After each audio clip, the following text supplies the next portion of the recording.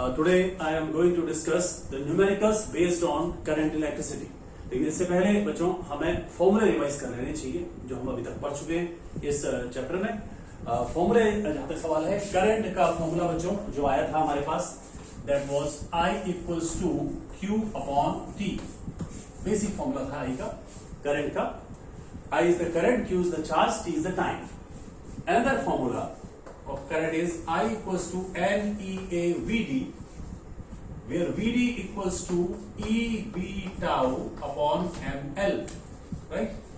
In some formula बच्चों पता है आपको, current I is the current, N is the number density of free electrons, E is the charge on electron, A is the area of cross section, VD is the drift velocity, and V is the potential, tau is relaxation time, M is the mass of electron, and L is the length.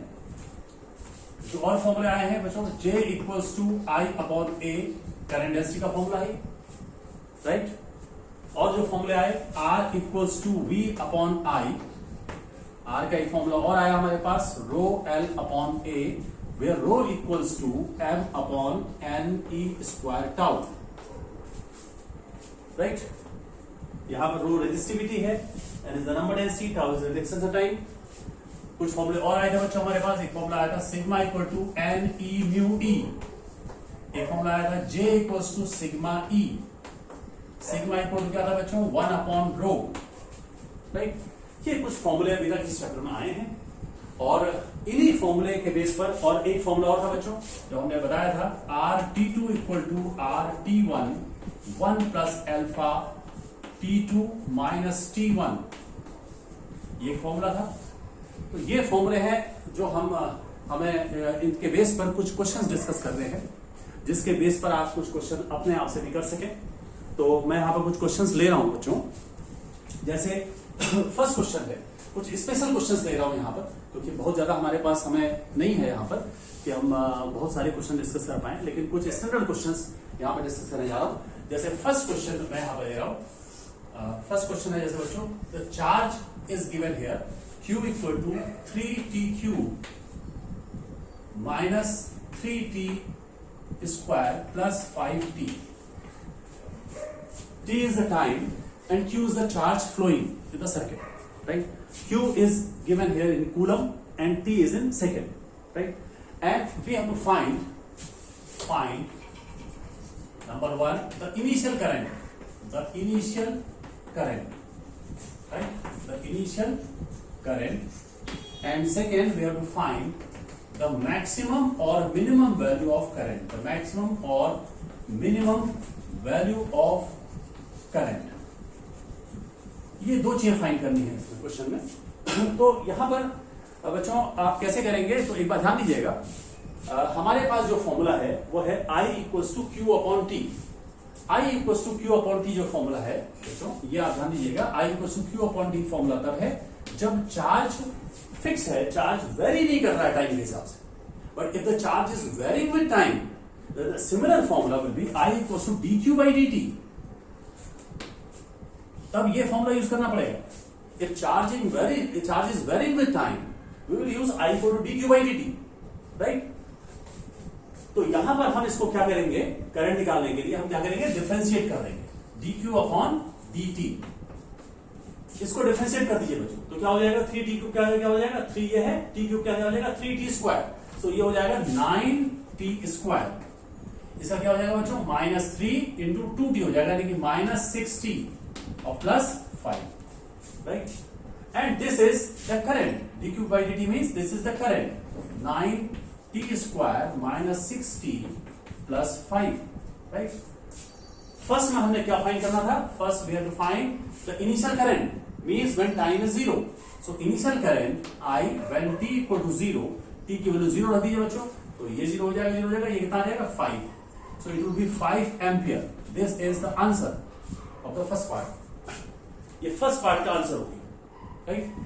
अब आपको second part का answer चाहिए, the maximum और minimum value of current. तो यहां पे एक property है डिफरेंशिएशन की जो आपको पता होगी कि अगर यहां पर आप देख रहे हैं कि करंट वेरी कर रहा है टाइम के हिसाब से, राइट? और करंट को आप चाह रहे हैं कि ये मैक्सिमम हो, तो करंट मैक्सिमम कब होगा, आपको एक प्रॉपर्टी पता होगी, when di by dt will be equal to 0. di by dt will be equal to 0. Current will be maximum or minimum when di by dt equal to 0. ये basic property है, अगर कोई से मैक्सिमम हो या minimum हो तो यहां पर इसको डिफरेंशिएट कीजिए, इक्वल टू 0 कर दीजिए, कितना हो जाएगा बच्चों? 9t स्क्वायर का डिफरेंशिएशन, इसका डिफरेंशिएशन क्या हो जाएगा? 9 to 2t 18t, it will be 18t minus 6 equal to 0. So t will be equal to 1/3 second. ये तो टाइम आ गया जिस टाइम पर मैक्सिमम या मिनिमम हो। Now put this value of t in this expression, इस एक्सप्रेशन में रख दीजिए वैल्यू, तो i की वैल्यू जो है क्या हो जाएगी? 9 इंटू टी स्क्वायर यानी कि 1/9 माइनस 6 इंटू 1/3 और प्लस 5। तो ये जो वैल्यू आएगी बच्चों सॉल्व करके, this will be the maximum और मिनिमम करंट। अगर आप ये पता करना चाहते हैं कि करंट मैक्सिमम होगी या मिनिमम होगी, एक्स्ट्रा पॉइंट बता रहा हूं, अगर ये पता करना चाह रहे हैं करंट मैक्सिमम होगी या मिनिमम होगी, then again you have to find d2i by dt square, d2i by dt square find करना पड़ेगा। If it is positive means minimum, और अगर नेगेटिव है तो मैक्सिमम हो। आप इसको फिर डिफरेंशिएट कर लीजिएगा, किसको? ये di by dt आपने इसको किया था, di by dt आया था, राइट? और यहां पर देखिए di by dt आया था 18t minus 6, इसको फिर डिफरेंशिएट करेंगे, मान लीजिए क्योंकि आपने ये निकालना है तो 18 आ जाएगा। 18 मींस पॉजिटिव, पॉजिटिव का मतलब है मिनिमम वैल्यू होगी, इस पर क्या होगी एग्जैक्टली ये मिनिमम वैल्यू। तो ये क्वेश्चन बहुत इंपॉर्टेंट है, कॉर्पोरेट एग्जाम में भी बहुत पूछे जाते हैं इस तरह के क्वेश्चन, तो ये क्वेश्चन हम इस तरीके से करेंगे। Now I am taking here second question. तो बहुत स्टैंडर्ड वाला क्वेश्चन था ये बच्चों, और ये क्वेश्चन जो है इस तरीके से पूछा भी जाता है, कॉम्पिटिटिव एग्जाम में बहुत पूछा जाता है। और यहां पर ये क्लियर होना चाहिए कि if charge is varying with time, तो then we will use I equals to dq by dt, right? Now second question is that here it is given a graph between I in ampere and t in second, and the graph is given here this way. It is here given 5, it is here 5, it is here 10, right? And you have to find the amount of charge, that flows during the time of 10 seconds. 10 second तक कितना charge flow कर गया circuit में when this graph is given between I and t, right? Here you see that the current is varying with time, right? Means charge will also vary with time. So we will, the similar formula will use I equal to dq by dt.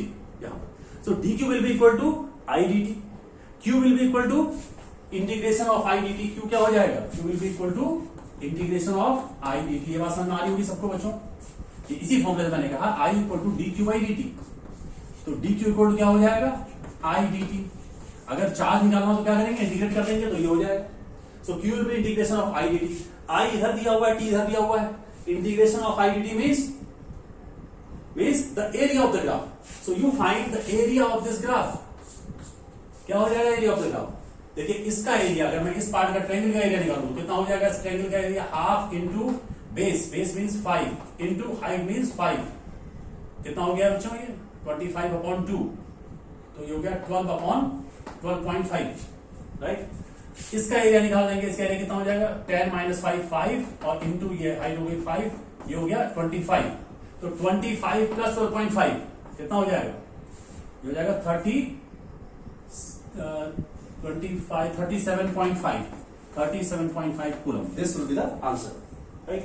बहुत अच्छा question है ये, इसमें point use हुआ है, तो हम इस तरीके से करेंगे। हम आते हैं नेक्स्ट क्वेश्चन पर।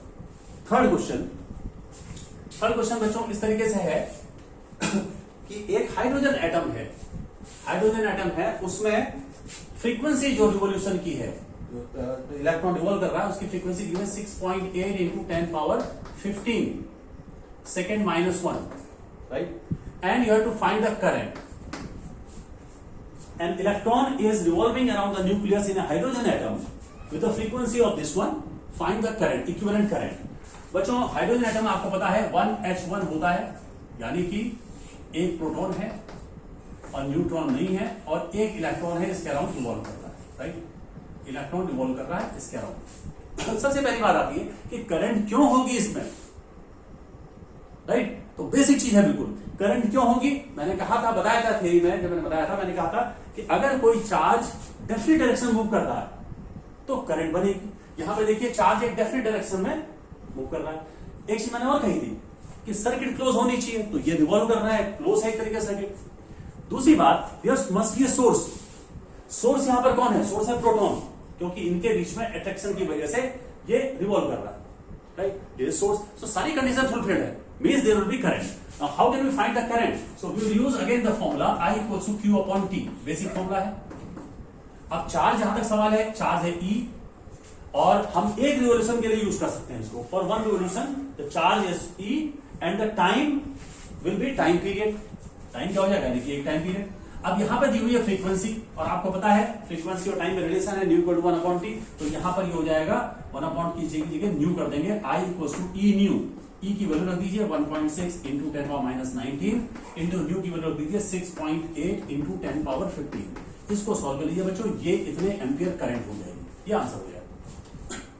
इस क्वेश्चन में थोड़ा सा वेरिएशन ऐसे भी हो सकता है, इस क्वेश्चन पूछा जा सकता है कि अगर रेडियाई दे दी गई और वेलोसिटी दे दी गई, इसकी मैं अलग से बता रहा हूं इस चीज को, वेलोसिटी दे दी गई और रेडियाई दे दी गई, तो आप एक काम कर देंगे, यहां पे टी की जगह कर दीजिएगा 2πr/v, T equal to 2πr/v कर दीजिएगा, तो EV/2πr हो जाएगा, राइट? तो सॉल्व कर लेंगे।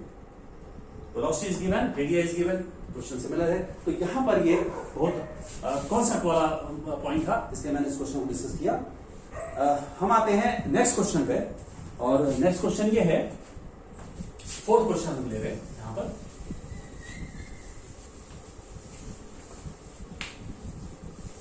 तो ये सारे स्टैंडर्ड क्वेश्चंस हैं, ये समझने के लिए कि कॉन्सेप्ट क्लियर हो जाए, और ये सारे क्वेश्चन पूछे जाते रहे बोर्ड एग्जाम में भी और कॉम्पिटिटिव एग्जाम में भी, राइट?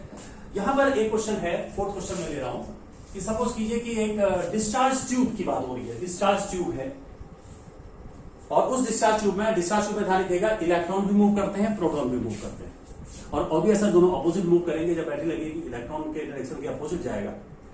और यहां पर यह दिया हुआ है कि नंबर ऑफ प्रोटॉन्स मूविंग पर second is given here 1.0 into 10⁻18 per second.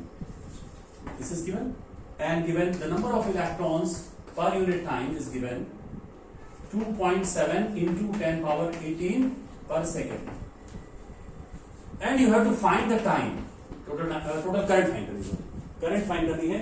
चलो ये पॉइंट भी बड़ा इंपॉर्टेंट है, इसको समझना पड़ेगा, है ना? मैंने कहा था कि हमने जब थ्योरी में डिस्कस किया तो हमने मेटालिक कंडक्टर को डिस्कस किया था ज्यादातर, लेकिन यहां पर अगर सेमीकंडक्टर का केस है या डिस्चार्ज ट्यूब का केस है, सेमीकंडक्टर में इलेक्ट्रॉन्स और होल्स दोनों मूव करते हैं, डिस्चार्ज ट्यूब में इलेक्ट्रॉन और प्रोटॉन दोनों मूव करते हैं। ऐसी कंडीशन में हम किस तरीके से करेंगे, दोनों की वजह से करंट होगी। जरा इसको समझिएगा, पॉइंट अलग से बताता हूं मैं इसको। जैसे सपोज कीजिए कि ये एक डिस्चार्ज ट्यूब है और इसमें आपने एक बैटरी लगा दी, या सेमीकंडक्टर है, डिस्चार्ज ट्यूब है, तो ऑब्वियस है कि पॉजिटिव की तरफ इलेक्ट्रॉन इधर मूव करेंगे, इलेक्ट्रॉन इस साइड में मूव करेंगे, राइट?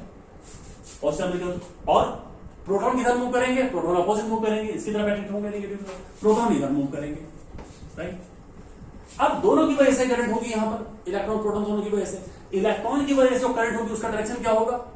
हमेशा इलेक्ट्रॉन के मूवमेंट के opposite, conventional direction of current, यानी कि इधर की तरफ हो जाएगा IE, इलेक्ट्रॉन की वजह से करंट। और प्रोटॉन की वजह से, अगर प्रोटॉन पॉजिटिव चार्ज है, पॉजिटिव चार्ज की वजह से जब भी करंट होगी तो हमेशा डायरेक्शन वही होगा जिधर पॉजिटिव चार्ज होगा, यानी कि ये इधर होगा IP, इसकी वजह से, प्रोटॉन की वजह से। Total current will be, total current I है तो I will be equal to IE plus IP। ऐसे केस में हम ये चीज यूज करेंगे, इसको अंडरलाइन भी कर देना, उसको चाहे याद रखिएगा। अगर इलेक्ट्रॉन और होल्स की वजह से है सेमीकंडक्टर में तो IE प्लस IS लिख दीजिएगा, अगर इलेक्ट्रॉन प्रोटॉन तो I equal to IE plus IP हो जाएगा। इसमें हम देखिए जो बेसिक फॉर्मूला है आपको पता है कि Q/T होता है ना, QE/T हम कर देंगे, लेकिन यहां पर चूंकि नंबर ऑफ प्रोटॉन और नंबर ऑफ इलेक्ट्रॉन दिए हुए हैं, टोटल नंबर ऑफ इलेक्ट्रॉन, तो चार्ज जहां तक सवाल है, आपको पता है N अगर इलेक्ट्रॉन्स हैं N E number of electrons है और हर इलेक्ट्रॉन का चार्ज होता है ई, तो टोटल चार्ज कितना हो जाएगा N E into E upon T. Q by T वाला फॉर्मूला यूज किया है, चार्ज की जगह ये कर दिया क्योंकि नंबर ऑफ इलेक्ट्रॉन्स दे रखे थे इन्होंने, इस टर्म में बात कर रखी है, तो इसी नंबर बात करनी पड़ेगी। ये हो जाएगा एन पी और प्रोटॉन पे भी चार्ज कितना ही होता है अपॉन टी। तो इसमें बच्चों आप ऐसा करेंगे E अपॉन टी कॉमन ले लीजिए और N E plus N P, या यहां पर N E by N T दे रखा तो इसको अंदर कर लें, N E by T plus N P by T, ये कर लें। इसमें सारी वैल्यू रख दें, ये हो जाएगा 1.6 इंटू 10 पावर माइनस 19 और ये दिया हुआ है N E by T 2.7 into 10 power 18 और प्लस 1 इंटू 10 पावर 18। इसको सॉल्व कर लेंगे टोटल करंट आ जाएगा। तो ऐसी जगह पर जहां पे दोनों चार्ज की वजह से करंट है, नेगेटिव चार्ज और पॉजिटिव चार्ज, तो दोनों की वजह से करंट ऐड हो जाएगी और रीजन मैंने बता दिया, right. So this way you can solve this type of question. Next question, that is fifth question हम लेने जा रहे हैं और फिफ्थ क्वेश्चन ये है कि एक वायर है, सपोज कीजिए बच्चों एक वायर दिया हुआ है और इसका रेजिस्टेंस है 5 ohm, resistance given 5 ohm, right. Its length is increased to twice its original length, right? इसकी लेंथ को twice से इंक्रीज कर दिया गया, तो इसकी रेजिस्टिविटी कितनी हो जाएगी और रेजिस्टेंस कितना हो जाएगा, ये दो बातें करनी है। The resistance of a wire is given 5 ohm. Its length is increased to twice its original length. Then what will be its new resistivity and resistance? ये ट्वाइस इंक्रीज कर दिया गया, तो ये कह रहे हैं, अब एक बार ध्यान दीजिएगा, रेजिस्टेंस का जो फॉर्मूला है R equal to rho L by A, rho पे डिपेंड करता है एल पर ए पर। सपोज कर लो बच्चों इसकी लेंथ है एल, एरिया है ए और रेजिस्टिविटी है रो, तो इसका रेजिस्टेंस दिया हुआ है 5 ohm, it is given here. Now the question, the length is increase to twice its original length, means suppose L dash equal to twice L, length को इंक्रीज कर दिया गया twice of its original length. लेकिन अब बात ध्यान दीजिएगा कि लेंथ को कैसे इंक्रीज किया गया होगा, तो प्रैक्टिकली अगर जिस हिसाब से क्वेश्चन है, प्रैक्टिकली इसका मतलब यह है कि उस वायर को मेल्ट किया गया और मेल्ट करने के बाद उसको लेंथ को बढ़ा दिया गया उसी वायर में। तो ध्यान दीजिएगा कि वॉल्यूम ऐसी चीज है जो इसमें कांस्टेंट रहेगी, तो इसका मतलब यह होगा कि लेंथ जब बढ़ेगी तो एरिया ऑफ क्रॉस सेक्शन कम होगा, और ध्यान दीजिएगा जितना लेंथ बढ़ेगी हिसाब से एरिया ऑफ क्रॉस सेक्शन उतना ही कम हो जाएगा। यानी कि एल डैश अगर 2L है तो ए डैश कितना हो जाएगा बच्चों a बाई 2। ध्यान दीजिएगा क्यों, क्योंकि वॉल्यूम सेम रहा है ना। आप ऐसे भी समझ सकते हैं वॉल्यूम यानी कि a into L equal to A dash L dash, ये चीज। तो यहां पर देखिए a इंटू एल और a डैश इंटू 2L कर दिया एल डैश की जगह, तो a डैश इक्वल टू क्या हो गया a बाई 2, ये हमेशा होगा। नाउ अबाउट द रेजिस्टिविटी, यहां पर रेजिस्टिविटी का सवाल है। रेजिस्टिविटी का फॉर्मूला है m upon n square tau. Understood है कि टेम्परेचर, हम उसी टेम्परेचर की बात कर रहे हैं, राइट। नंबर डैश मटेरियल वही है तो रेजिस्टिविटी चेंज नहीं होगी, resistivity will remain the same, rho dash will be the same as initial resistivity. What will be the resistance, r dash equal to rho dash into l dash by a dash. तो कितना हो जाएगा बच्चों, rho dash तो रो के equal है, l dash कितना हो गया ट्वाइस l, a डैश क्या हो गया a बाई 2, तो ये क्या हो गया 4 टाइम्स हो गया, 4 times of rho l by a means 4 times of R, that is 4 into 5, ये हो गया 20 ohm, 20 ohm is the answer, right? तो हम इस तरीके से क्वेश्चंस करेंगे। एक क्वेश्चन और ले रहा हूं मैं जिससे कि और क्लियर हो जाएगी। ये क्वेश्चन भी बहुत इंपॉर्टेंट है, ये बोर्ड एग्जाम में इस तरीके से क्वेश्चन बहुत पूछे जाते हैं और कॉम्पिटिटिव एग्जाम में भी बहुत पूछे जाते हैं क्वेश्चन। तो इसी के बेस पर एक क्वेश्चन मैं और ले रहा हूं जिससे कि आपको क्लियर हो जाए।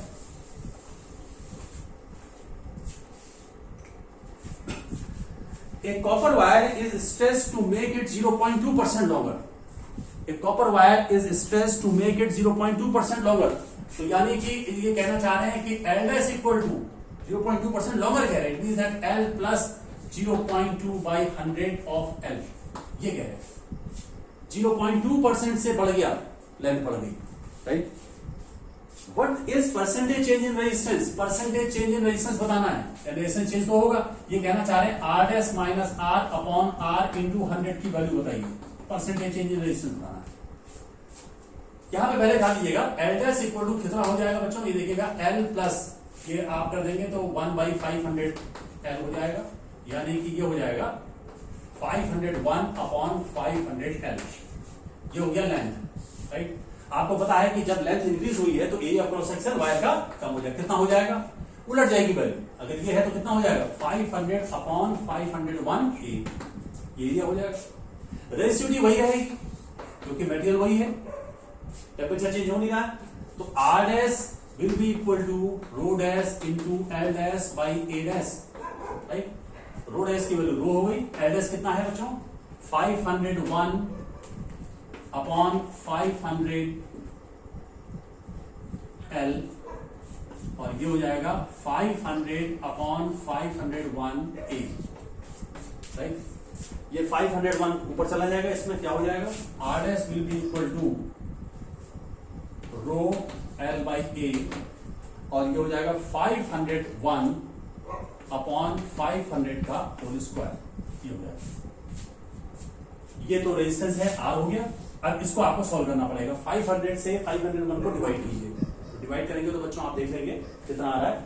ये आएगा, जब आप डिवाइड करेंगे तो ये आ जाएगा 1.004 इंटू R, राइट। अब इसकी वैल्यू निकाल लीजिए, R dash minus R upon R into 100 की वैल्यू निकाल लेते हैं। कितना हो जाएगा? 1.004 R माइनस R, कितना हो जाएगा? 0.004 R upon R into 100, right. R is cancelled, और ये हो जाएगा 4%, राइट। ये हो जाएगा 0.4% विल बी द आंसर। ये हमने क्वेश्चन सॉल्व कर दिया। बहुत अच्छा क्वेश्चन है इसके बेस पर।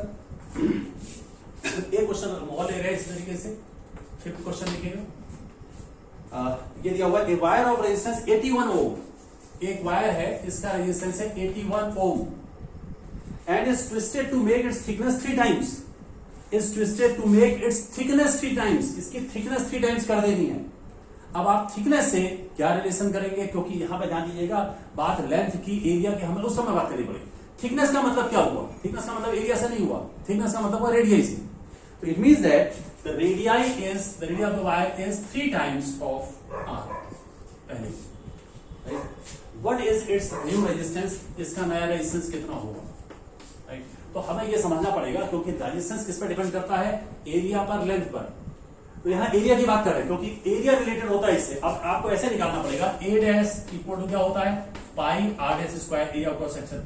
पाई R डैश की वैल्यू कितनी है? 3R का होल स्क्वायर, क्या हो जाएगा? 9 times of pi R square. It means that A dash equal to 9 of A। Area को इतना इंक्रीज कर दिया गया तो लेंथ कम हुई होगी फिर, तो L dash will be equal to L by 9, ये हो जाएगा। तो R डैश इक्वल टू क्या हो जाएगा? रो dash into L dash by A dash. इसमें रख दीजिए, रो L dash is L by 9 and this is 9A, so this will be 1/81 of rho L by A. Rho L by A की value रख दीजिए बच्चों, कितना है? 81 दिया हुआ है resistance value, so it will be 1 ohm. So answer is 1 ohm. बहुत अच्छा क्वेश्चन है, स्पेशल क्वेश्चन है जिसमें मिस्टेक आप कर सकते हैं। तो ये हम क्वेश्चन इस तरीके से इसको सॉल्व करते हैं। नेक्स्ट क्वेश्चन यहां पर हम बात करते हैं। तो ये बहुत इंपॉर्टेंट क्वेश्चंस हैं जो मैं ले रहा हूं, जिससे कि आपको क्लियर हो जाए कि कैसे अप्रोच लेनी है, कैसे क्वेश्चंस करने हैं। तो डिफरेंट क्वेश्चंस मैं ले रहा हूं जहां पर आप मिस्टेक कर सकते हैं, और जिससे कि वो मिस्टेक ना हो, आप समझ पाए। तो मैं नेक्स्ट क्वेश्चन यहां पर ले जा रहा हूं। It is given that A wire of resistance 20 ओम, एक वायर दिया हुआ है और इसका रेजिस्टेंस दिया हुआ है 20 ohm, right. Now this wire is cut into 4 parts, cut कर दिया गया। तो अगर आप कट करते हैं 4 पार्ट्स में, इसको कट कर रहे हैं, है ना? तो ध्यान दीजिएगा, अगर इसको 4 पार्ट में हम कट करते हैं इस तरीके से, 4 इक्वल पार्ट्स में, तो यहां पे लेंथ कम हो जा रही है, 1/4 हो जा रही है। एरिया में कोई चेंज नहीं आएगा, एरिया क्रॉस सेक्शन वही है। यहां पे ध्यान दीजिएगा, यहाँ पे वो चीज वो किस नहीं है। तो अगर हम लेंथ के प्रोपोर्शनल होता है रेजिस्टेंस, 4 इक्वल पार्ट्स में कर रहे हैं, तो हर एक पार्ट का रेजिस्टेंस कितना हो जाएगा? 4 यानी कि 5 ओम हो जाएगा। 5 ओम, 5 ओम, 5 ओम, 5 ओम, ये 4 पार्ट में, इक्वल पार्ट में हमने कर दिया। अब ये क्वेश्चन में कह रहे हैं कि now again the length of each wire is stretched to twice, इसकी लेंथ को जो है कितना कर दिया गया, ट्वाइस कर दिया गया हर एक इसके पार्ट। अगर इसको ट्वाइस कर देते हैं लेंथ को, तो ध्यान दीजिएगा लेंथ अगर ट्वाइस करेंगे तो area of cross section half हो जाएगा। तो कितने टाइम्स हो जाएगा, r dash equal to rho l dash by a dash, तो 2l हो गया, और उधर a बाई 2 हो गया, 4 टाइम्स हो गया, तो 20 ओम हो जाएगा। इसका रेजिस्टेंस कितना हो जाएगा, 20 ओम, 20 ओम, 20 ओम, 20 ओम एंड 20 ओम। हर एक पार्ट का रेजिस्टेंस 20 ओम, इसका क्योंकि इसकी लेंथ को ट्वाइस कर दिया गया, राइट, तो ये हो गया 20 ohm. Now they are connected in series, they are connected in series, इनको सीरीज में कनेक्ट कर दिया। तो इन्होंने पूछा है कि टोटल रेजिस्टेंस कितना होगा। तो बच्चों हालांकि ये फॉर्मूला बाद में आएगा, लेकिन रेजिस्टेंस में क्या होता है कि सीरीज में सभी रेजिस्टेंस ऐड हो जाते हैं, that will be 20 plus 20 plus 20 plus 20, यानी कि 80 ohm. 80 ohm will be the answer. Question क्या था, मैं रिपीट कर दे रहा हूं। A wire of 20 ohm is given, it is cut into 4 equal parts and now the each part is increased to twice its original length, right, and they are then connected in series. What is the total resistance? Then it will be 80 ohm, right. Next हम question बात करने जा रहे हैं जो based है temperature coefficient of resistance पर। तो हम उसको कैसे करेंगे देखिएगा। नेक्स्ट क्वेश्चन,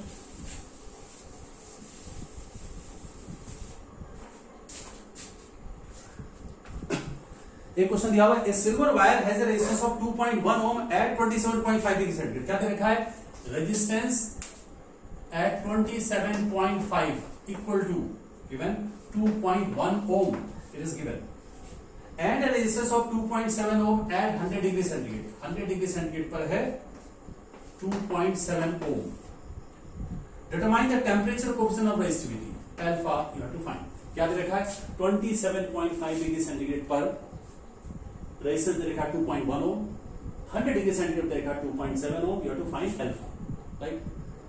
और यहां पर हम जो फॉर्मूला यूज करने वाले हैं 100 है और 27.5 है, तो उसी फॉर्मूले को, जो हमारा फॉर्मूला था ना, हमारा फॉर्मूला क्या था बच्चों, RT2 equal to RT1 1 plus alpha T2 minus T1, इसी फॉर्मूले को यूज करने जा रहे हैं। लेकिन देखो ये चेंज आएगा, R100 हाइयर है, RT1 means 27.5 and this will be 1 plus alpha, और ये हो जाएगा 100 माइनस 27.5, 100 माइनस 27.5। यहां से अल्फा निकालना है, तो बच्चों अगर इसको अल्फा को आप निकालते हो तो ये अल्फा इक्वल टू क्या हो जाएगा, R100 minus R27.5 upon R27.5 into 100 minus 27.5। इसमें बच्चों वैल्यू रख दीजिएगा सर, R100 की वैल्यू रख दीजिए, 27.5 की रख दीजिए और इसको सॉल्व कर लीजिए, राइट। तो हम इस तरीके से क्वेश्चन सॉल्व कर सकते हैं। एक इसमें डिफरेंट क्वेश्चन मैं ले रहा हूं यहां पर, क्योंकि यहां पर ध्यान दीजिएगा कि हम ये मान के चल रहे हैं कि अल्फा को एवरेज किया गया है बिटवीन 27.5 एंड 100, लेकिन हर क्वेश्चन में ऐसा हो जरूरी नहीं है। तो एक क्वेश्चन मैं यहां पर और ले रहा हूं, तो आप इस क्वेश्चन समझिएगा इसको कि एक देखा, the resistance of a tungsten filament at 150 degree centigrade, यानी कि R150 is given 133 ohm. What will be its resistance at 500 degree centigrade? R500 निकालना है। The temperature coefficient of resistance of tungsten is alpha is 0.0045 degree centigrade minus 1 at 0 degree centigrade। अब ये ध्यान दीजिएगा, यहां पर पॉइंट डिफरेंट हो गया, 0 डिग्री सेंटीग्रेड पर ये वैल्यू है अल्फा की। तो एक बात ध्यान रखनी पड़ेगी, यहां पर आप डायरेक्ट वो फॉर्मूला उस तरीके से नहीं यूज कर पाओगे, आपको R0 लाना पड़ेगा हर जगह, क्योंकि यहां पर अल्फा को बताया गया 0 डिग्री सेंटीग्रेड पर। तो यहां पर दो इक्वेशन बनेगी, एक इक्वेशन ये बनेगी, R0 के साथ लेना पड़ेगा। कैसे लेना पड़ेगा देखिए, R150 इक्वल टू R0, एक टेम्परेचर आपको 0 लेना पड़ेगा यहां पर, R0 1 plus alpha into 150 minus 0, यानी कि 150 माइनस 0, ये पहली इक्वेशन। दूसरी इक्वेशन बनानी पड़ेगी, R500 equal to R0 1 plus alpha into 500 minus 0, यानी कि 500 माइनस 0। इसको ये दो इक्वेशन इसमें वैल्यू रख दीजिएगा, जैसे इसमें वैल्यू रखी मैंने 133, first equation 133 equal to R0 दिया नहीं है, तो ये 1 प्लस ये हो गया 150 अल्फा। सेकेंड इक्वेशन R500 हमने निकालना है, equal to R0 1 plus 500 alpha. ये फर्स्ट इक्वेशन, ये सेकेंड इक्वेशन, राइट। अब कैसे सॉल्व करेंगे बच्चों, तो इसमें ध्यान दीजिएगा अल्फा की वैल्यू पहले बदल दीजिएगा, सेकेंड इक्वेशन को फर्स्ट से डिवाइड कर दीजिए, क्या हो जाएगा R500 upon 133 equals to 1 plus 500 alpha upon 1 plus 150 alpha, right. आपको R500 निकालना है, तो अब एक काम करना पड़ेगा, R500 तभी निकल पाएगा जब आप अल्फा की वैल्यू रख देंगे। ये अल्फा की वैल्यू रख दीजिए इनमें और R500 को सॉल्व कर दीजिए, इसको आपको सॉल्व कर लीजिएगा। तो इस तरीके से आप डिफरेंट क्वेश्चंस कर सकते हैं। I have taken some very standard questions for board exam as well as for competitive exams, right. On the basis of these questions you can do further questions, और अगर किसी क्वेश्चन में दिक्कत है, कोई प्रॉब्लम है, then you can send me in the chat box and I will discuss that question, right? So you do the questions, more and more questions, you will feel more comfortable. Thank you.